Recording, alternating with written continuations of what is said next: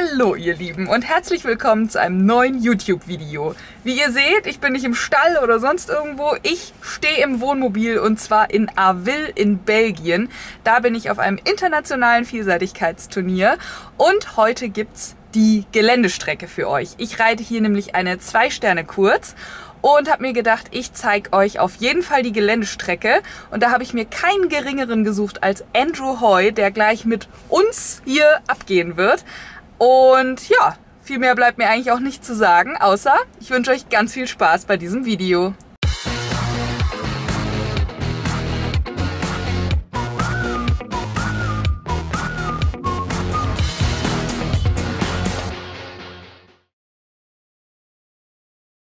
With the warm-up area close by the start, which is normally always the case in any competition, I just normally do not jump too many fences in the warm-up because I want to save the jumping for the cross-country and the energy for the galloping. So it's purely just to warm the horse up and for me just to get my eye in and understand how controllable the horse is.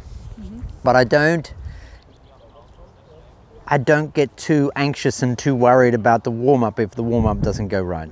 Then to the start, I like to just try and keep my horses really calm, like just walk them around. I don't trot through this area or canter through this area. I just walk, and then when they give me the countdown, I then just, in a way, walk, trot, canter, and then just get going. Always the first fence, it's just horse coming out of the start, just look at the first fence and just try and ride forward to the first fence. All the time you can increase your speed a little bit, but just try and create a nice jump. You're not going to win it over the first fence, but you can lose it by making it too complicated. All right, by the time you get to the second fence, you need to be doing the speed that and have the rhythm established that you want to have throughout the rest of the course. And so important to have a nice jump over the first, nice jump over the second, because this is the start of how it's going to go. First two fences to set you up, then you run along here. Obviously the gate is going to be open and then you have a left-hand turn to number 3. The thing is that there's not so much time, and like if you're galloping to the fence quite quickly, you've only got maybe 2 seconds for the horse to evaluate what they're doing, and so you just need to give the horse time here. This is fence 3, and on your approach to fence 3 and departure from fence 3, it just gets a little busy for the horse mentally. Now we're back into more open spaces, and so fence 4 is a fence that you can definitely just keep coming at, and you've had 3 jumping efforts, you've well and truly settled in with the horse, and so now's the time where you need to just keep going and have a nice jump. Fence 5, a fence on top of the bank. A lot of people are not quite sure what to do, whether to take back, how to ride it. Number 1 is have to look at the top of the fence and keep looking at that and ride your rhythm to that, and just try and keep the gallop stride coming to it, so that you run up here. Then there's nice space on the top for the horse to actually see the fence. Important that you get to it in a nice rhythm and just have a good jump over this. All right, after jumping fence 5, you've then got a nice turn to the fence 6 before you run into the water. Where this is placed is a really nice position, like it's just well before the water. The important thing is just ride your horse as if it's on dry ground, so just keep coming to the fence, jump, make sure you have nice speed to the fence, jump, and just ride nicely forward into the water, especially at this level with young horses. Like I've got 2 horses where it's their first time at this level, so I just need to make sure I give them confidence, they have good speed, and run into the water. Then you run through the water with a nice right-hand turn to a narrow fence coming out. I say narrow, but it's not so narrow. It's nothing that we wouldn't jump in the arena at home, and so just run into the water, allow the horse to gallop through the water nicely at a nice speed, a nice controlled speed, the same as if you were running through water. So not so fast, but just so the horse can do it comfortably and it's not tripping with the pressure of the water on its legs. So then look at your seventh fence and just ride nicely forward to it. Rhythm all the time.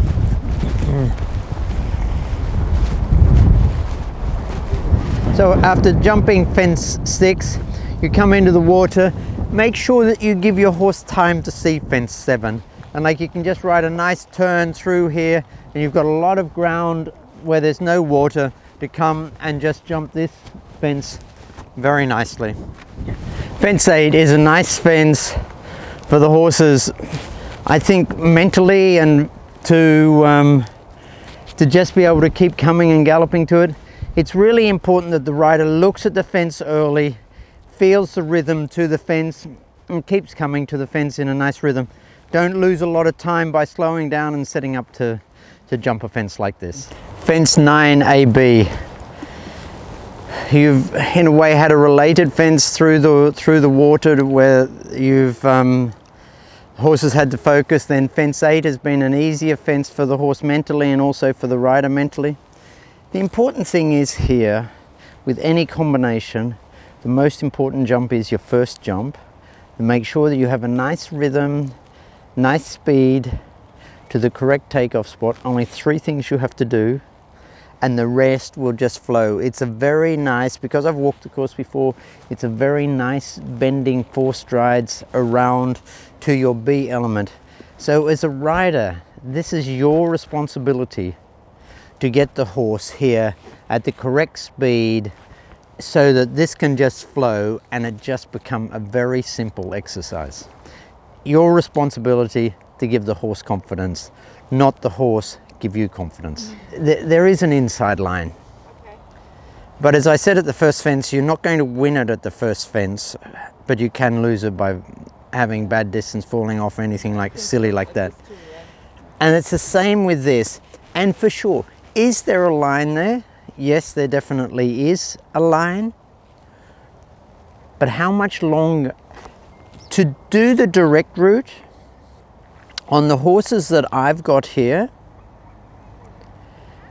maybe 80%, 70 to 80% success rate of being able to jump through there at the correct speed, the correct rhythm to the correct takeoff spot, maybe startle them a little bit. To go the 4 strides on the outside, 100% success rate. So for me, this is a no-brainer. And if something goes a little bit wrong and you don't get to the second element or the first element on the correct distance, then it's still going to happen. Whereas if you go direct across here, if it doesn't go the correct way, it's going to end up in tears. 1, 2, the horse is going to land out here, then it's 1, 2, 3, 4.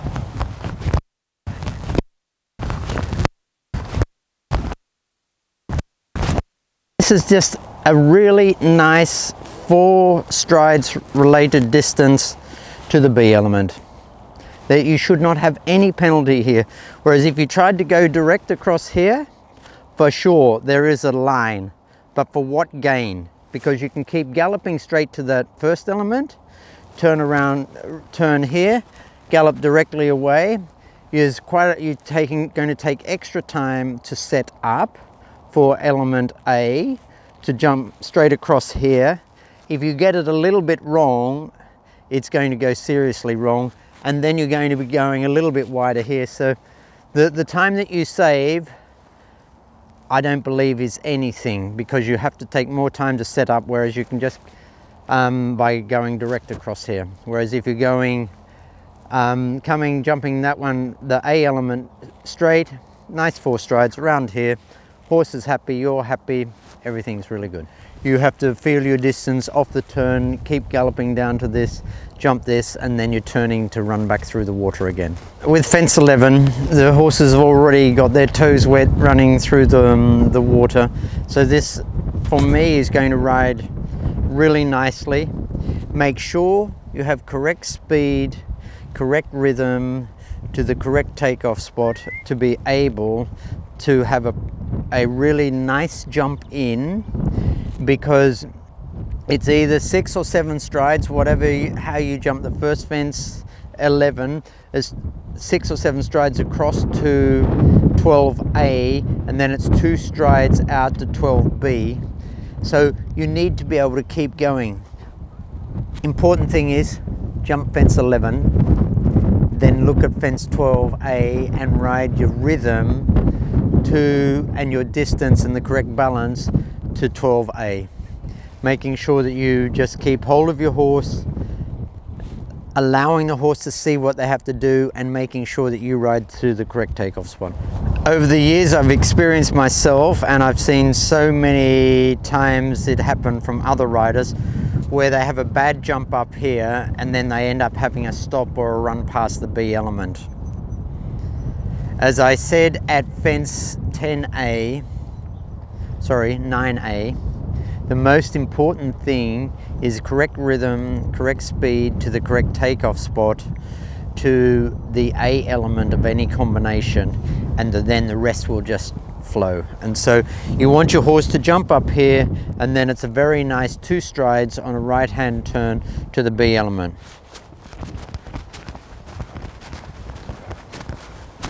Coming to fence 13, we have this very big dip before.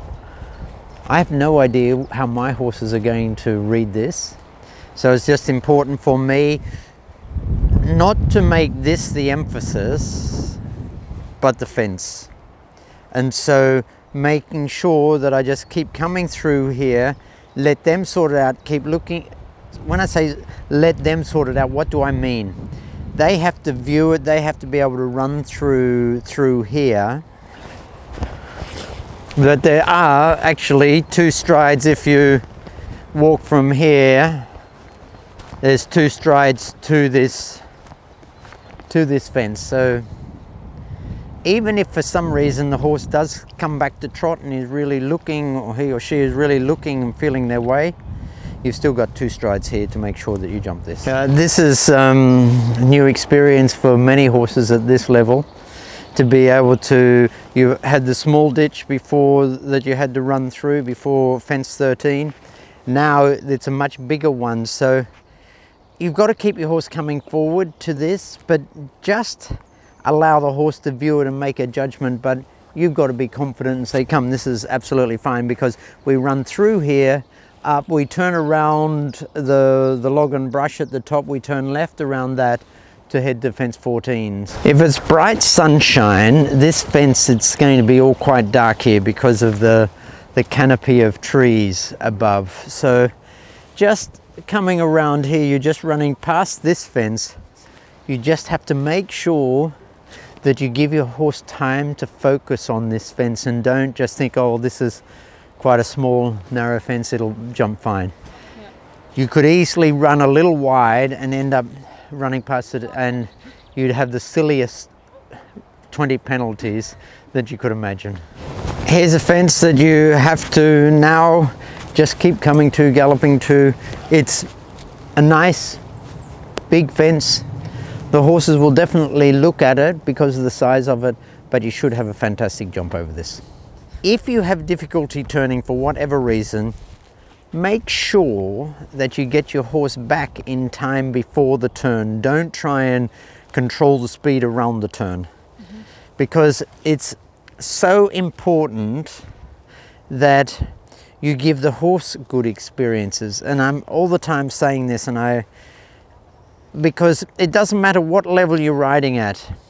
It's important that you give your horses good experiences in training and then also in competition. And then if you get it wrong, of which we as riders, we all get it wrong at some stage, that the horse will then just work for you and think, oh yeah, look, I'll help you out here. And so fence 16A, I'm going to walk the distance just to get a feeling and explain it to you. I would think want good speed over this, then you're going to land out here,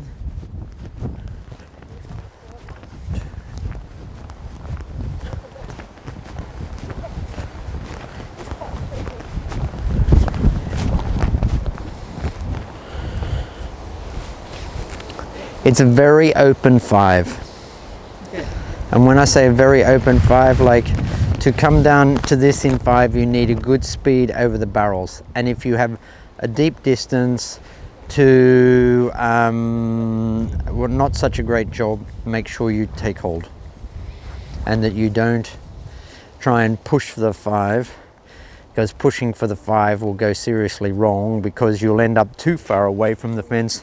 When you're too far away from the fence, there's a very easy way out for the horse, of which you only naturally you would expect the horse to take it. The rain has come and the hoods have come up, but here we have fence 17. You've run quite a long distance on a big sweeping right hand bend from 16B to 17. Then when you jump this crocodile, you're going to run downhill and then left-handed turn towards number 18. This will be fine. Nice, not too fast over this, just nice speed. Give your horse time to land, then run down, just keep turning to the fence and then ride it out of the rhythm that you've got. And so what I like to do is come down, get my turn early so that I can then come with on a nice line to this fence. And here, when you get down here, it's very simple, very straightforward fence for you to jump. Fence 19, you run through a little gateway beforehand to come and jump this. This is just running a little bit downhill. You've been running basically downhill from fence 16. So just think of balancing the horse here. Don't keep on just galloping to it thinking it's going to be absolutely fine, because it could end up in tears. All right, with galloping from 19 to 20A, you're coming around in a 180 degrees, big turn, the camber's running away from you, you're running downhill. Just if the weather is a little wet tomorrow, it's just really important that you don't try and make any time up in this section, that this is a section where if you want to be within the time, that you have it established by the time you get to fence 20, and that you can just take a little bit of time so that you don't frighten your horse, have your horse slipping, and you end up coming around here out of balance or falling on the flat. So this is a very nice combination though towards the end of the course for 2-star level, and that is 20, nice turn around to the B element, 20B, then running through the water, and from this point, from where I'm standing, it's uphill all the way to the finish, where you've got another 2 jumping efforts after you cross through the water just to get to the finish line. It's a very nice 6 strides around here, coming uphill. It'll happen really easy. Just make sure you get to a good takeoff spot here so that you can then land and give your horse a click to make sure they're going to go through the water if they're a little bit inclined to look at the water or anything like that. So you've got to be positive here. And positive doesn't mean that you've got to have speed. Positive means that the horse has to be listening to you, understanding what you want, and this is something that you've been able to establish and build on all the way by the time you get to here, so that you can then run up the hill nicely, not exhausting your horse, but just run comfortably within the horse's rhythm and energy. And the thing that so many people worry about is, oh well, if I'd gone faster I could have won. But I always think back, well, who won the 2-star short here last time? And if you can't remember, it's not important. So think about your horse. People remember the championships. They don't remember the smaller events. But for many people, this is the championship for that horse and that combination. For me, with 2 of my horses that I have here this weekend, this is their biggest event that they've come to, so this is their championship. But if they have a bad experience at their championship, albeit 2-star, then that's not going to be good to go to the next level. So it's all about building the confidence, and don't worry about the actual win, worry about how you came out of it and how the horse came out of it. That's the important thing with developing your horse to the next level.